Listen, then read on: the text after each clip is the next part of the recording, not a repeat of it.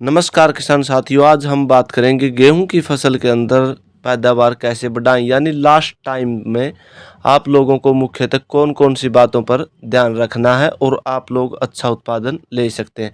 तो किसान साथियों, अगर चैनल पर पहली बार आए हैं, चैनल को सब्सक्राइब कर लें, वीडियो को लाइक और शेयर ज़रूर कर दें। किसान साथियों, बात करें गेहूं की फसल की, यानी सभी किसान साथियों की गेहूं की वैरायटियां हैं। जो गेहूं की फसल है मुख्यतः महंगे बीज हैं, जैसे श्री राम की वैरायटी लगा रखी है, NDBW 303 लगा रखी है। उन फसलों के जैसे 1105 है, उन वैरायटियों के अंदर किसान साथियों अभी जो टाइम है, लगभग सभी ही वैरायटियां अपने आधार पर कार्य करती हैं।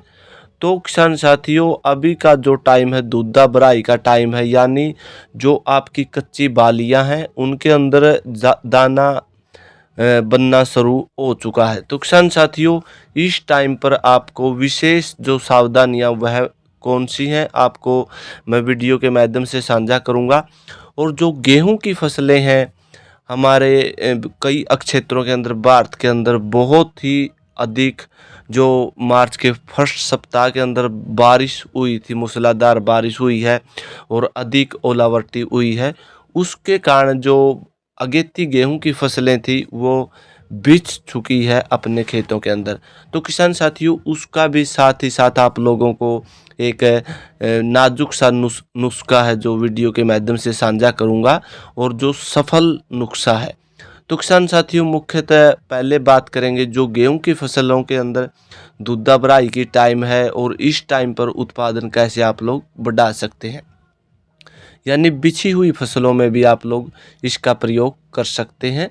तो किसान साथियों, पहले हम बात करें जो फसलें खड़ी हैं, यानी परिवर्तनशील मौसम के कारण जो आपकी गेहूं की फसल है, इस टाइम पर किसान साथियों आपकी जो गेहूं की फसल दूधा भराई की टाइम है केवल नहीं पड़ी है जो खेतों के अंदर, यानी बारिश के कारण नहीं बिछी है, आपकी गेहूं की फसलों के अंदर बालियां अभी तक नहीं आई है।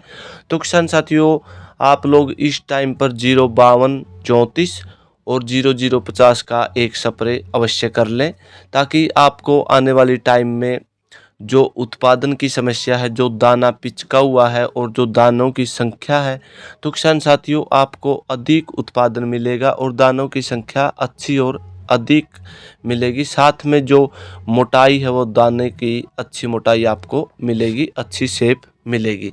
तो किसान साथियों, जिन फसलों ने बालियां निकाल ली हैं और जिन फसलों के अंदर ओलावृष्टि या तूफान बारिश के कारण जो गेहूं की फसलें बिछ चुकी हैं, जिनके अंदर अधिक ज़्यादा लंबी हाइट ले ली है कुछ वैरायटियों ने, जिससे तो किसान साथियों इसके अंदर आपको सबसे ज़्यादा जो नीचे की तरफ आपकी गेहूं की बालियां हैं या जो जंडा पत्ती है वो बिछी हुई गेहूं की फसल है, तो उसके अंदर जो जंडा पत्ती होती है किसान साथियों, मेन रोल आप लोगों की फसलों में उसी का रहता है गेहूं के अंदर।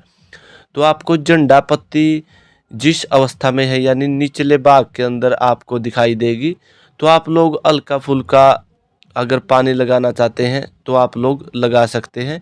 क्योंकि अगर हवाएं चलती हैं किसान साथियों, दोबारा से आपकी जो गेहूं की फसलें हैं वो दोबारा पौधा के अंदर इतनी सहनशीलता रहती है कि दोबारा वो खड़ा हो सके। तो किसान साथियों, इस प्रकार से भी आप एक देसी नुस्खा अपने खेतों में अपना सकते हैं। क्योंकि ईब का जो टाइम है, अभी का जो समय है किसान साथियों, अभी पश्चिमी हवाएं का दौर अगले लगभग अगले कुछ दिनों के अंदर आपको दिखाई देगा, यानी पश्चिमी हवाएं चलने लग जाएंगी। तो पश्चिमी हवाएं के कारण किसान साथियों जो आपकी फसलों के अंदर स्ट्रेस आ जाता है, यानी आपकी फसलों के अंदर जो नमी होती है वो सूख जाती है, आपके खेत सूख जाते हैं। आपको मुख्यतः अगर आपकी फसलें गिरी हुई हो या आपकी फसलें खड़ी हैं, तो आपको पानी की व्यवस्था उनके अंदर बनाए रखनी है। मुख्यतः अगर आपकी गेहूं की फसलें के अंदर अभी तक किसी प्रकार की सुनहरी नहीं फिरी है, यानी गोल्डन कलर आपकी गेहूं ने नहीं लिया है, तो आप लोग पानी लगा सकते हैं, 1 से 2 पानी आप लोग बिल्कुल लगा सकते हैं। तो किसान साथियों, इसके बाद अगर आप लोग पानी लगाएंगे तो आपकी गेहूं की फसल के अंदर जो दाना है संपूर्ण रूप से बनकर तैयार हो जाता है, और हल्की सी हवा भी अगर आपकी गेहूं की फसल आपके खेतों में आ जाती है तो आपकी जो फसलें हैं वो गिर सकती है। तो किसान साथियों, इस टाइम पर आपको ये मुख्यतः विशेष जो सावधानियां हैं आपको बरतनी है। मुख्यतः किसान साथियों, आपके अपने खेतों में आपको नमी भी बनाए रखनी है, और साथ ही साथ चाहे आपकी गेहूं की फसलें जो बिछी हुई हैं यानी खेतों के अंदर पड़ी हैं, उसके अंदर आप लोग पोटास का स्प्रे अवश्य करें।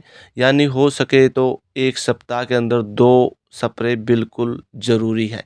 क्योंकि किसान साथियों, जो जंडा पत्ती आपकी निचले भाग के अंदर दब चुकी है, उसको भोजन है जो सूर्य के द्वारा मिलता है, वह भोजन जो पोटास आप लोग स्प्रे के रूप में देते हैं उससे ले लेगी, और जो आपके पौधे हैं वो बिल्कुल भी स्ट्रेस में नहीं आएंगे। तो किसान साथियों, मुख्यतः आप लोगों को अपने खेतों में देखा भी होगा, यानी जिस अवस्था में यानी बालियों की अवस्था में या गोब की अवस्था में आप लोग पानी यानी छोटी सी कोई क्यारी है उसके अंदर भी नहीं दे पा रहे, यानी जो ऊंची दड़ी आप लोग कहते हैं उस पर भी अगर पानी नहीं पहुंचे तो आपको वह जो गेहूं के पौधे हैं बालियां जल्दी निकाल लेते हैं और दाना को जल्दी पूरा करने की कोशिश करते हैं। इसी के साथ आप लोग कंटिन्यू समय के साथ किसान साथियों पानी की व्यवस्था बनाए रखें। जिस समय पर आपकी गेहूं सही समय पर अगर आएगी तो आपका उत्पादन है जो ज़बरदस्त निकल कर आपके सामने आएगा। तो किसान साथियों, गेहूं की फसलें जो ज़्यादा अगेती हैं या पछेती हैं समय के ही साथ आएंगी। जिन किसान भाइयों पे पानी की व्यवस्थाएं बिल्कुल कम है, उनकी गेहूं कम से कम 5 से 7 दिन पहले भी आ सकती है। तो किसान साथियों, अगर पानी की व्यवस्था आप पर अच्छी है, आपके पास पानी अच्छे हैं, तो आप लोग समय के साथ पानी को दीजिए, जिससे आपकी गेहूं की फसल के अंदर उत्पादन बेजोड़ निकलेगा।